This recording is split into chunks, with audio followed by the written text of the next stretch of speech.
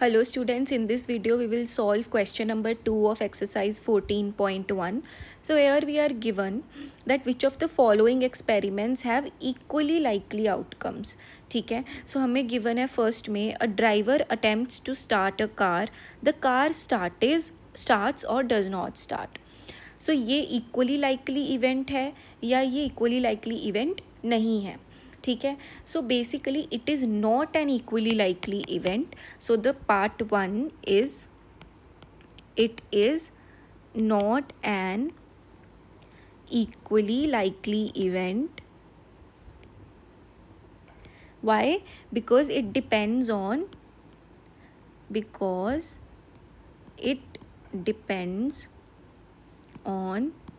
multiple factors that the car will start or not.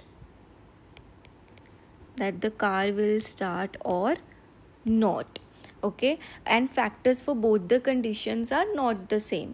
ठीक है, सो क्या सीन है हम बताती हूँ. इक्वली लाइकली में कैसा है कि it's factually it should be true कि या तो ये इवेंट हो सकता है या तो ये इवेंट नहीं हो सकता है, right. Mathematically there should not be any external factors that are changing your outcome. जैसे हमने पढ़ा था जब हम वो वाला क्वेश्चन कर रहे थे कि एक बैग में आपके पास 3 मार्बल्स हैं.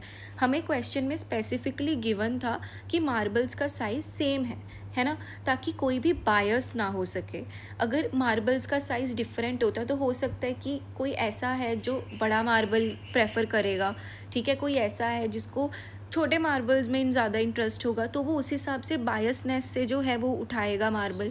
सो उस केस में प्रोबेबिलिटी मैथमेटिकली डिटर्मिन करना मुश्किल है क्योंकि उस केस में उसका पर्सनल बायस आ जाता है.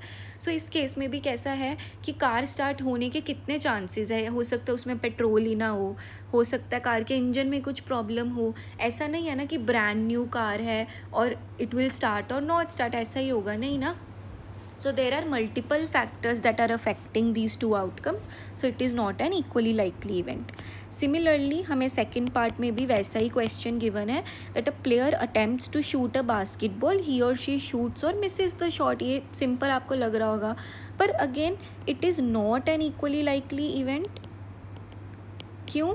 क्योंकि हर प्लेयर का जो है वो कैपेबिलिटी अलग होगी, हर प्लेयर की स्ट्रैटेजी अलग होगी, बहुत सारे अदर इवेंट्स का भी जो है इसमें इम्पैक्ट होगा. ठीक है, so because it also depends on multiple factors, multiple other factors.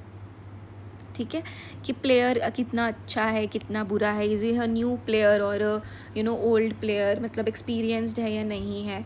So that is something that matters here. Then third में हमें गिवन है a trial is made to answer a true false question, the answer is right और wrong. अब this is an equally likely event. क्यों?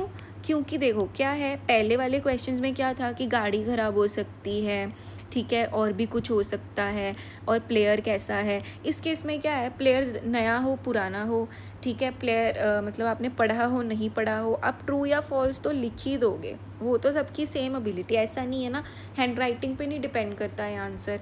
आप या तो true है या फॉल्स लिखोगे और आपका आंसर या तो गलत होगा या सही होगा. ठीक है, so this is an equally likely event. Then a baby is born, it is a boy और a girl, this is also an equally likely event. ठीक है, क्योंकि इसमें other factors are not coming here, right. अब आजकल उनकी जो sexual orientation है दैट इज़ समथिंग जो बड़े हो के दे रियलाइज, राइट, जो खुद से उनको बाद में रियलाइज़ होता है. But once they are born they are categorised as a boy और a girl, right, depending on the private parts, right. So this is an equally likely event क्योंकि it does not depend on any other factors. Okay.